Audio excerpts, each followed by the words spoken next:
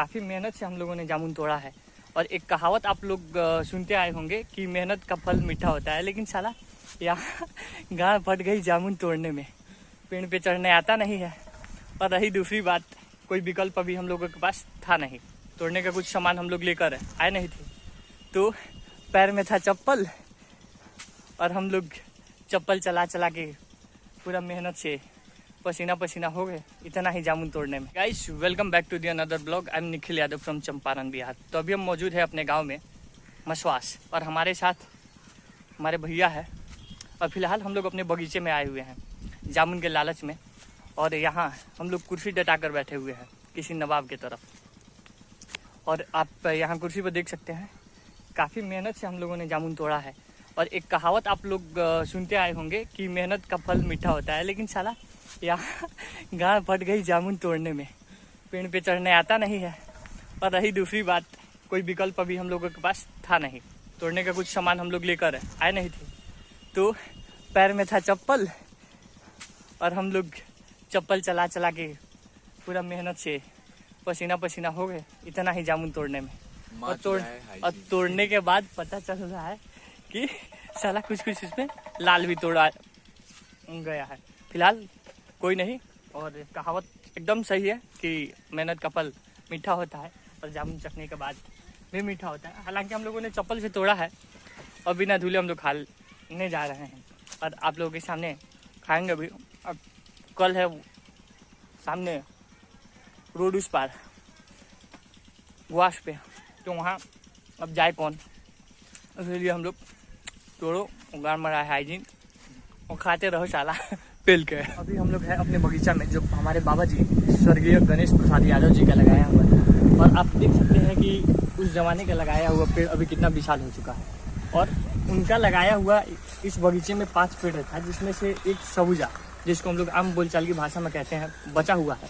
और बाकी आप यहाँ जो नया कॉलम लगाया गया है ये, और दूसरा ये रहा। इसके अलावा आपको एक वहाँ दिख रहा होगा 3, और एक वहाँ जो फिलहाल सूख गया है, और अभी हम लोग वहाँ भी लगाएंगे। ये छोटा छोटा है, यानी इस जगहों पर ये इसी प्रकार का बड़ा पेड़ हुआ करता था, जिसमें से 2-3 डंग का, जिसको और थोड़ी शुद्ध भाषा में बोलने के लिए जाए तो आप मालदा कह सकते हैं, ये पेड़ थे।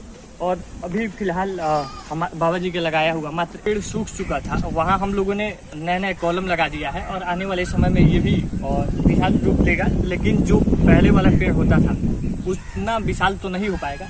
लेकिन जो सामने ये पेड़ दिख रहा है, जो पापा और चाचा जी लोगों का लगाया हुआ है, और इसमें हमारी दादी का मुख्य भूमिका रहा है। पेड़ पौधों को लगाने में वो काफ़ी दिलचस्पी रखती है। इस प्रकार का पेड़ हो जाएगा, और हम लोगों के खाने के लिए, और जो अपना समाज है, इन सभी लोगों के खाने के लिए ये इतना पेड़ पर्याप्त है। और 3-4 गट्ठा में ये अपना बगीचा है। और फिलहाल आइए हम आपको दिखाते हैं कि हमारे बगीचा में और कौन कौन सा पेड़ है। तो इस बगीचा में पेड़, ये आम के पेड़ के अलावा ये कुछ शीशो भी है, जिसको हिंदी में बोले तो शीशम कहते हैं। और ये जनरली हम लोग भोजपुरी बिहार से हैं, तो भोजपुरी में बोल देते हैं आम बोलचाल की भाषा में। तो ये जनरली शीशो के नाम से जाना जाता है। और ये जब पूरी तरीके से पक जाता है तो काफ़ी मूल्यवान पेड़ पौधा हो जाता है, और ये इसका फर्नीचर के यूज में हम लोग उपयोग कर सकते हैं। तो फिलहाल आगे की तरफ हम लोग बढ़ते हैं और दिखाते हैं आपको कि इसमें और क्या क्या चीज़ें हैं। तो बेसिकली इसमें लगभग 20-25 आम का पेड़ है। और आगे उस समय जो हम लोग जामुन तोड़ रहे थे, ये जामुन का पेड़ ये जो सामने दिख रहा है काफ़ी स्वादिष्ट है और काफ़ी मिठास भरा होता है। इसके अलावा कई वैरायटी का हमारे बगीचे में आम का पेड़ आपको मिल जाएगा। और इसके अलावा जब आप बगीचे की लंबाई चौड़ाई देख रहे होंगे, और आगे हम बढ़ते हैं और आपको दिखाते हैं कि बगीचा और कहाँ कहाँ तक है, और इसमें हम लोगों ने क्या क्या कर रखा है। तो आने वाले समयों में इस बगीचे को हम लोग काफ़ी सुंदर और व्यवस्थित रूप देने वाले हैं, जो कि फ़िलहाल अभी पेड़ लगाने का सिलसिला जारी है। और जो भी खाली जगह है वहाँ हम लोग और भी तमाम वैरायटी के पेड़ पौधे लगाने वाले हैं। ये सामने जो ज़मीन आपको दिख रहा होगा ये सब भी अपना ही है। तो आने वाले समयों में इसका भी हम लोग अच्छे से यूज़ करेंगे। फ़िलहाल आज थोड़ी इधर बारिश हुई है उस वजह से थोड़ा कीचड़ हो गया था। तो सामने आप देख रहे होंगे, और ये सामने वाला भी ज़मीन अपना ही है जो खाली है, और इस ज़मीन को भी हम लोग अच्छे यूज में लाएंगे और पेड़ पौधा ही इसमें भी लगाने का विचार है। तो इसमें आने वाले समयों में हम लोग लीची